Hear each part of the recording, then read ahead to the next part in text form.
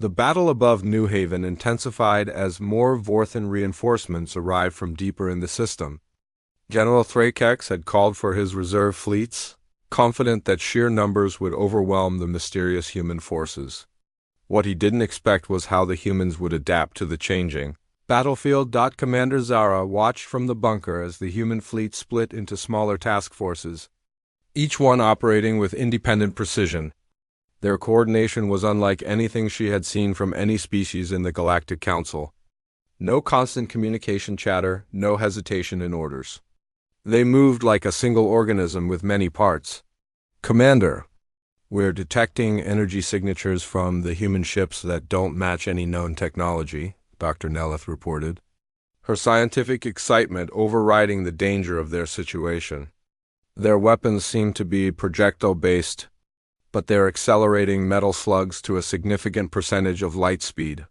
On the main display, they could see the devastating effect of these kinetic weapons. When a human railgun fired, it sent a stream of hypervelocity projectiles that punched through Vorthan armor like it was paper. The impacts created brilliant flashes as the kinetic energy converted to heat and light, but what truly amazed the Zephyrians was the human fighters. These small craft moved through space with an aggressiveness that seemed suicidal, yet somehow they survived encounters that should have destroyed them. They flew straight into Vorthan gun batteries, weaving between energy blasts with reflexes that seemed impossible. "Sir, we're receiving a direct communication from one of the human ships," Lieutenant Kex announced. "It's requesting permission to land a shuttle in our main hangar." Zara hesitated. Everything about these humans was unknown. They were fighting the Vorthans, which made them allies for now, but who knew what their true intentions were? "Grant permission," she decided, "but maintain full security protocols." 20 minutes later, Commander Zara found herself walking toward the colony's main hangar to meet the mysterious humans face to face. The shuttle that had landed was unlike anything in her experience. It was angular and utilitarian, designed purely for function rather than the elegant curves that Zephyrian technology favored. The airlock hissed open, and 3 figures emerged. Zara's first thought was how small they looked compared to the towering Vorthans or even her own people. The humans were compact and bipedal, with strange flat faces and tiny eyes. But there was something about the way they moved that suggested coiled strength and alertness. The leader stepped forward and removed her helmet, revealing short brown hair and piercing blue eyes. Despite her small stature, she radiated an authority that commanded respect. "Commander Valthane? I'm Colonel Maya Rodriguez, United Earth Marine Corps. We need to coordinate our efforts if we're going to save your people." Zara was surprised by how direct the human was. Most species began conversations with elaborate diplomatic protocols. "Colonel Rodriguez, we are grateful for your intervention, but I must ask how you knew about our situation." "Our distress signals were blocked by the Vorthan jamming." The human colonel's expression hardened. "We've been tracking Vorthan expansion for the past 2 years. When they moved into this system, we knew they were targeting civilian populations again. We've seen what they do to conquered worlds." One of the other humans, a tall male with mechanical implants over one eye, stepped forward. "Ma'am, we need to discuss defensive positions. The Vorthans are regrouping for a major ground assault. Our orbital forces can hold them for now, but they're going to try to land troops directly on your colony." Zara led them to the command center, where Dr. Nalif and her staff were monitoring the ongoing space battle. The humans studied the tactical displays with intense focus, their strange eyes moving rapidly as they processed information. "Your defensive positions are well designed for conventional warfare," Colonel Rodriguez observed. "But the Vorthans don't fight conventionally. They use drop pods and personal shields. Your energy weapons won't be as effective as you think. What do you suggest?" Zara asked. The colonel turned to her companions. "Sergeant Torres, what's our Marine complement?" "We've got 2 full companies aboard the transport, ma'am, plus heavy weapons and armor support." "Colonel," Dr. Nelith interrupted, "I've been analyzing your ship's energy signatures. Your technology appears to be based on different principles than ours." "How is that possible?" The human with the mechanical eye enhancement smiled grimly. Doctor, humans developed in isolation for thousands of years. We never had access to the energy-based technologies that most galactic civilizations share. We had to find other ways to solve our problems, such as? Zara was genuinely curious now. Kinetic weapons, advanced metallurgy, chemical explosives, and what we call brute force engineering, Colonel Rodriguez explained. While other species were perfecting energy shields and plasma weapons, we were learning how to make things that hit harder, move faster, and exploded bigger. An alarm suddenly blared through the command center. Lieutenant Kex's voice was tight with panic. Commander, massive Vorthan drop pod assault incoming. Over 300 pods launched from their remaining cruisers. Through the viewport, they could see the sky filling with streaks of light as the Vorthan assault pods entered the atmosphere. Each pod carried a squad of heavily armed warriors, and they were targeting locations throughout the colony. How long until they reached the ground? Colonel Rodriguez asked. Approximately 8 minutes, Kex replied. The colonel activated a communication device on her wrist. Admiral Chun, this is Rodriguez. We need immediate Marine deployment to the colony surface. Full combat drop. The response came immediately. Already in motion, Colonel. First wave drops in 4 minutes. Zara watched in amazement as the human approach to the crisis unfolded. There was no panic, no lengthy discussions of options. They simply moved into action with deadly efficiency. Commander Velfane, we need your people to evacuate the outer defensive positions, the colonel said. My Marines will handle the perimeter defense. Your forces should focus on protecting the civilian shelters. But those positions are crucial to our defense grid, Zara protested. Not anymore. Trust me, human Marines are better suited for close-quarters combat than your people. No offense intended. Through the command center's observation windows, they could see the first Vorthan pods slamming into the colony's outskirts. The impact sent up clouds of dust and debris, and almost immediately, the familiar roar of Vorthan battle cries echoed across the landscape. Then something extraordinary happened. Human drop pods began falling from the sky like meteors, but they were moving much faster than the Vorthan pods. Instead of the slow, controlled descent that most species used, the humans seemed to be dropping at terminal velocity and using retro-rockets only at the last possible moment. Are they insane? Dr. Nelith asked in horror. Those deceleration forces should be lethal. Humans are adapted for high-gravity worlds, the Marine sergeant explained casually. What would kill most species is just uncomfortable for us. The tactical display showed the human Marines spreading out across the colony in a matter of minutes. Each squad moved with purpose, taking up positions that the colony's original defenders had never considered. They weren't trying to hold static defensive lines. Instead, they were creating overlapping fields of fire and ambush points. The first contact between human Marines and Vorthan warriors occurred near the colony's eastern mining complex. Zara watched the feed from security cameras as a squad of 8-foot-tall Vorthans charged toward what appeared to be an abandoned human position. What happened next defied everything she thought she knew about ground combat. The humans didn't meet the Vorthan charge head-on. Instead, they used the industrial machinery as cover and fired from concealed positions. Their weapons made a sharp cracking sound completely different from the energy weapons she was used to. The effect on the Vorthans was devastating. The kinetic rounds punched through their personal shields and armor, dropping the massive warriors before they could close to melee range. The few Vorthans who reached the human positions found themselves facing soldiers who fought with a vicious intensity that matched their own. Incredible, whispered Lieutenant Kex. Look at how they move. The humans flowed through the combat zone like water, never staying in one place long enough for the Vorthans to pin them down. They used explosives, automatic weapons, and even hand-to-hand combat with a systematic brutality that was both fascinating and terrifying. Colonel Rodriguez was monitoring multiple combat feeds on her wrist device. Sergeant Major, have 2nd Platoon fall back to grid, reference 7-7 Alpha. The Vorthans are trying to flank through the processing plant. Copy that, ma'am. Moving now. Zara realized she was witnessing a completely different philosophy of warfare. The Zephyrians fought defensively, trying to minimize casualties and protect infrastructure. The Vorthans fought aggressively, using fear and overwhelming force. But the humans fought with cold calculation, treating the battlefield like a chess game where every move was planned 3 steps ahead. Colonel, your tactics are unlike anything we've studied, Zara observed. How did humans develop such intense combat methods? The colonel's expression became distant for a moment.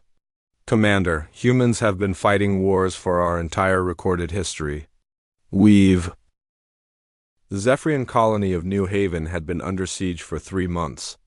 What started as a peaceful mining operation on the mineral-rich planet of Kepler 442b had turned into a nightmare when the Vorthan Empire decided they wanted the world for themselves. Commander. Zara Velthane pressed her scaled hand against the reinforced viewport of the command bunker, watching the orange sky fill with enemy ships. The Vorthans had been methodical in their approach. First, they destroyed the orbital defense platforms. Then they eliminated the communication arrays. Now they were slowly grinding down the colony's defenses, preparing for the final assault. Commander, we're down to 30% shield capacity, reported Lieutenant Kex, his 4 eyes blinking rapidly in stress. The young Zephyrians' usually bright blue skin had turned a sickly pale color. The eastern sector has completely fallen. They're advancing on all fronts. Zara's tail twitched in frustration. The Zephyrians were known throughout the galaxy for their peaceful nature and advanced technology, but they were not warriors. Their shields and energy weapons were impressive, but they lacked the brutal efficiency that warfare demanded. The Vorthans, on the other hand, were born conquerors. The enemy had brought 3 full battle cruisers and dozens of smaller assault ships. Their red-hulled vessels looked like predators circling wounded prey. The Vorthan soldiers were 8-foot-tall reptilian creatures with thick armored scales and razor-sharp claws. They fought with a savage intensity that had conquered 17 star systems in the past decade. How many civilians have we evacuated to the underground shelters? Zara asked, trying to keep her voice steady. All of them, Commander. 12,000 souls are now in the deep bunkers. But our food supplies will only last another week. And the life support systems are failing under the constant bombardment. Through the viewport, Zara could see Vorthan dropships landing in the colony's outer districts. Explosions lit up the landscape as the invaders destroyed everything in their path. The beautiful crystal spires that the Zephyrians had built were being systematically demolished. Centuries of peaceful development were being wiped out in hours. Commander! Another officer rushed into the room, his breathing heavy. We've just received a transmission from the Galactic Council. They're not sending help. Zara felt her heart sink. The Galactic Council was supposed to protect member worlds from aggressive expansion by military empires. But the Vorthans were too powerful, and the Council was too afraid to act. What exactly did they say? She asked, though she already dreaded the answer. They expressed their deepest sympathies for our situation, but they cannot risk open warfare with the Vorthan Empire. They've classified New Haven as a regrettable loss and are focusing on preventing further Vorthan expansion. The room fell silent except for the distant rumble of explosions. Every Zephyrian present understood what this meant. They were on their own, facing an enemy that outnumbered them 10-1 and had military technology specifically designed for conquest and destruction. Sir, Lieutenant Kex said quietly, we're receiving surrender demands from the Vorthine Fleet Commander. General Thrakex is offering to spare civilian lives if we surrender immediately. Zara knew about General Thrakex. The Vorthan military leader was infamous across the galaxy for his brutal tactics. He had a reputation for keeping his word about sparing civilians, but he also had a habit of enslaving entire populations for forced labor in Vorthan mining operations. How long can our shields hold? Zara asked. Maybe 6 hours, Commander. 8 if we shut down all non-essential systems. 8 hours. Zara closed her large eyes and tried to think. There had to be something they could do. Some way to fight back or escape. But their ships were destroyed, their weapons were nearly depleted, and their enemy was closing in for the kill. The communication console suddenly crackled to life. This is General Thrakex of the 4th and 3rd Fleet, Zephyrian Defenders.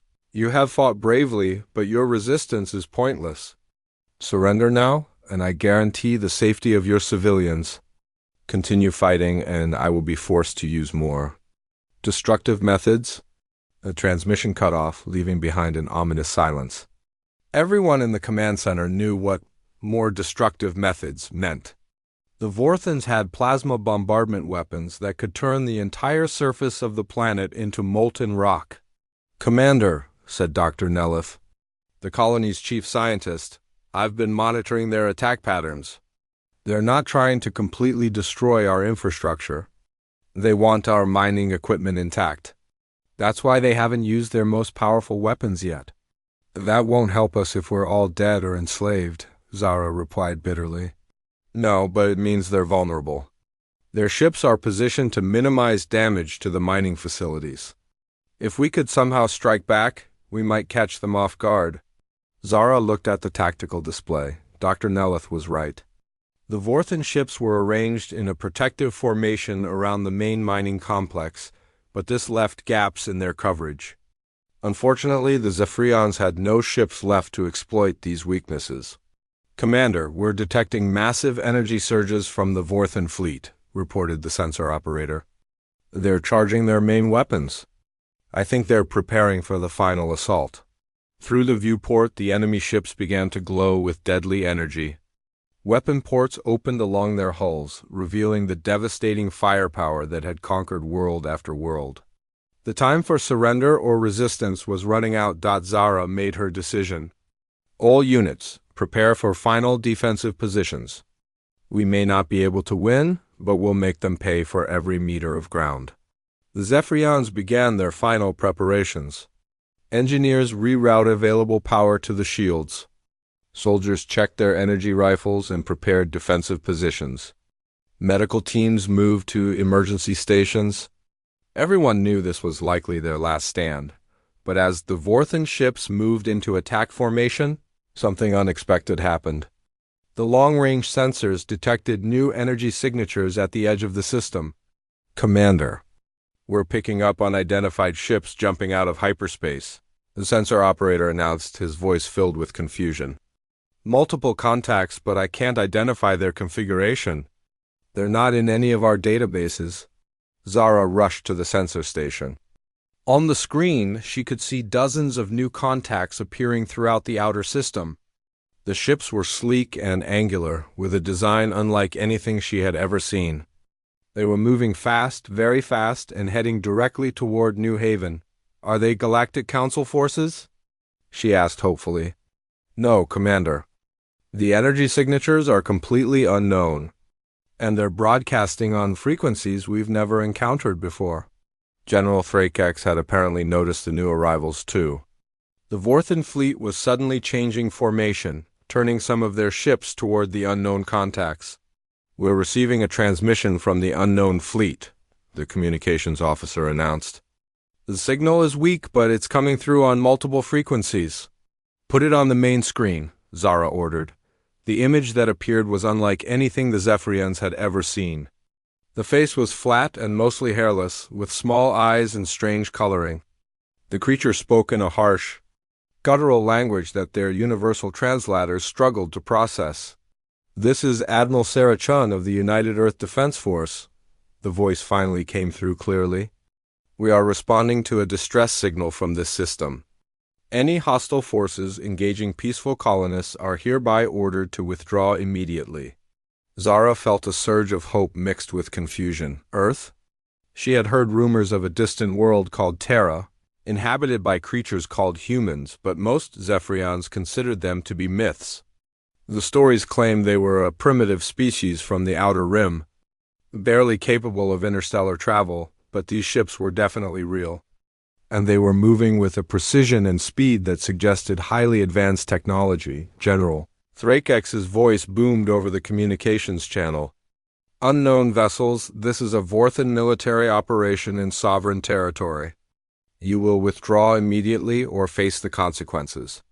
The human admiral's response was immediate and cold. General, you have 5 minutes to begin withdrawing your forces from this system. This is your only warning. Thrakex's laughter was a harsh, grating sound. 5 minutes? You dare threaten the Vorthan Empire with your tiny fleet? I count barely 50 ships against my 300. Withdraw now, humans, or be destroyed. The communication channel went silent for a moment. Then Admiral Chun spoke again, her voice filled with a dangerous calm. General Thrakex, you were warned. All civilian vessels in this system, take cover immediately. We are going weapons hot. What happened next would be remembered throughout the galaxy for generations to come. The human ships suddenly accelerated to impossible speeds, their formations shifting with mechanical precision.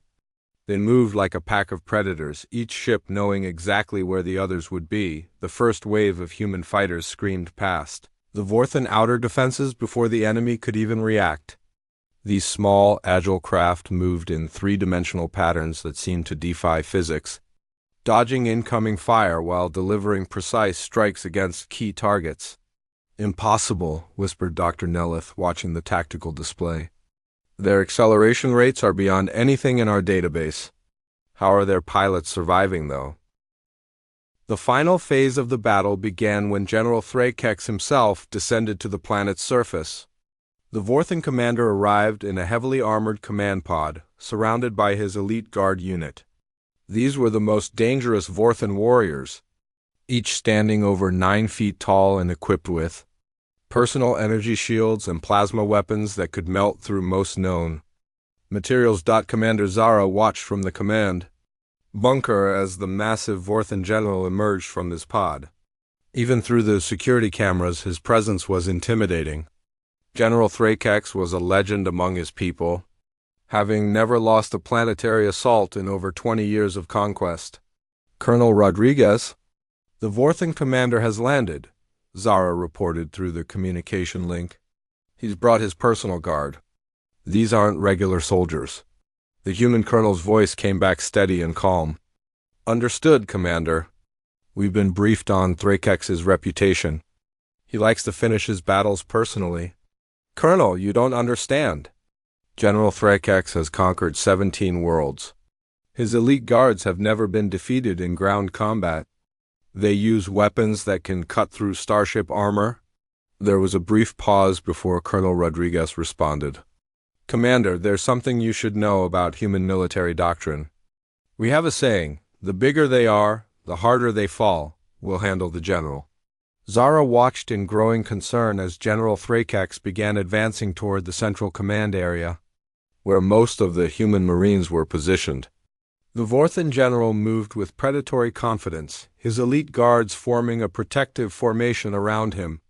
These warriors carried weapons that glowed with deadly energy, and their armor was covered in the trophies of previous victories. The first human squad to engage, the elite guards, was wiped out in seconds. The Vorthan weapons simply overpowered anything the Marines could bring to bear. Zara felt her hopes beginning to fade as she watched the humans retreat under the overwhelming firepower. Colonel, your forces are falling back, she observed, trying to keep the despair out of her voice. Tactical withdrawal, Commander. We're not retreating. We're setting up. Dr. Nelith looked up from her sensor readings with confusion. Setting up for what? Those Vorthan weapons are too powerful for conventional tactics. The answer came in the form of a new human voice on the communication channel. This one was different from the others, speaking with a drawling accent that seemed completely out of place in a war zone. Rodriguez, this is Gunnery Sergeant Jackson. We've got eyes on the big boy and his friends. Permission to go weapons-free? Granted, Gunny. Show them what humans do to bullies. What happened next would be talked about in military academies across the galaxy for centuries to come. The humans didn't try to match the Vorthan's superior firepower or engage them in direct combat. Instead, they did something that no other species had ever attempted against elite. Vorthan forces, they hunted them. The first sign that something had changed was when one of the elite guards simply disappeared. One moment he was there, advancing with the formation, and the next moment he was gone. General Thrakex and his remaining guards stopped, looking around in confusion. "What was that?" Zara asked, staring at the tactical display. Colonel Rodriguez's voice carried a note of grim satisfaction. "Sniper team. Sometimes the old ways are the best ways." Another guard vanished, this time with a sound like distant thunder. The remaining Vorthans began to panic, their formation breaking down as they searched for an enemy they couldn't see. "Impossible," breathed Dr. Nelith. "The range on those shots must be over 2 kilometers. How can they be that accurate?" The human colonel's explanation was delivered matter-of-factly. Human snipers are trained to make shots at ranges that most species consider impossible. We've been perfecting long-range marksmanship for thousands of years. General Thrakex was shouting orders to his remaining guards, trying to restore discipline, but fear was setting in. These warriors had conquered worlds through intimidation and overwhelming force, but they had never faced an enemy that could kill them from distances. They couldn't even comprehend. The psychological warfare was just as effective as the physical attacks. The Vorthan general found himself constantly looking over his shoulder, never knowing when the next shot would come. His elite guards were bunching together defensively, exactly what the human snipers wanted. "Colonel, this is Jackson. I've got a clean shot on the general himself. Permission to take it?" There was a pause before Rodriguez responded. "Negative, Gunny, we want him alive. Let's see how he handles close quarters work." What followed was a masterclass in human urban warfare tactics. Small teams of Marines began emerging from positions that should have been impossible to reach. They moved through the colony's infrastructure like ghosts, using maintenance tunnels, ventilation shafts, and even the mining equipment itself as concealment. The Vorthans found themselves fighting an enemy that seemed to be everywhere and nowhere at once. Every time they moved to secure an area, humans would appear behind them. Every time they tried to establish a defensive position, explosions would rain down from unexpected angles. "How are they doing this?" Zara asked in amazement. "Our sensors show human forces scattered across the entire colony, but they're fighting like a coordinated unit." Lieutenant Kex was studying the tactical displays with growing admiration. "Commander, I think they're using the colony's own communication and sensor networks against the Vorthans. They've turned our entire infrastructure into a weapon." The human Marines were indeed using every advantage the environment provided. They had quickly learned the layout of the colony, and were using it to create kill zones and ambush points that the Vorthans couldn't predict or counter. General Thrakex was down to his last 3 guards when he made his final desperate gambit. The massive Vorthan commander activated a personal force field generator that made him nearly invulnerable to conventional weapons, and began advancing directly toward the command bunker where Zara and the other Zephyrians were sheltering. "He's coming for the command center," Zara reported urgently. "If he reaches the civilian shelters... Don't worry, Commander. We've got this handled."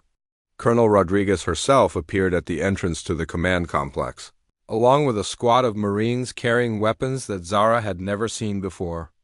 These devices looked crude and primitive compared to the elegant energy weapons she was used to, but something about the way the humans carried them suggested devastating power. General Thrakex saw the humans waiting for him and let out a roar of challenge. The massive Vorthan commander stood nearly 3 times the height of Colonel Rodriguez, and his armor gleamed with energy shields that could stop starship weapons. "Surrender now, humans, and I will make your deaths quick," the general boomed in his harsh voice. "You have fought well, but you cannot stand against the might of a Vorthan general." Colonel Rodriguez looked up at the towering alien warrior and smiled coldly. "General, there's something you need to understand about humans. We don't surrender, ever." What happened in the next few minutes became the stuff of legend. The human weapons turned out to be something called rocket-propelled grenades, which fired explosive projectiles that didn't rely on energy to function. The general's force field, designed to stop energy weapons, was completely useless against these kinetic explosives, but even more impressive than their weapons was the way the humans fought. They moved as a perfect unit, each Marine knowing exactly where the others would be and what they would do. When General Thrakex charged toward them with the fury of a conqueror who had never known defeat, he found himself facing something he had never encountered before: humans who refused to be intimidated. The battle lasted only minutes, but those minutes contained a lifetime of tactical brilliance. The Marines used their smaller size and superior coordination to stay out of the general's reach while systematically destroying his armor and shields. They fought with a combination of advanced technology and primitive brutality that confused and overwhelmed the Vorthan commander. When General Thrakex finally fell, defeated and unconscious but still alive, a silence settled over the colony. The remaining Vorthan forces, seeing their legendary commander captured, began to surrender en masse. The conquest that was supposed to be a simple military exercise had become a devastating defeat. Admiral Chun's voice came over the communication system. "All Vorthan vessels, this is Admiral Chun. Your ground forces have surrendered, and your command structure has been neutralized. You will withdraw from this system immediately, or face complete destruction." The response from the Vorthan fleet was immediate capitulation. Within hours, the surviving enemy ships were jumping out of the system, leaving behind their dead and wounded comrades. As the immediate danger passed, Zara found herself standing in the command center with Colonel Rodriguez, trying to process what had just happened. The humans had not only saved New Haven, they had completely destroyed a Vorthan invasion force that should have been unstoppable. "Colonel, I don't understand how this was possible," Zara admitted. "The Vorthans have been conquering worlds for decades. How did humans defeat them so easily?" The colonel's expression became thoughtful. "Commander, it wasn't easy. We lost good Marines today, and that's never acceptable. But the Vorthans made the same mistake that many aggressive species aim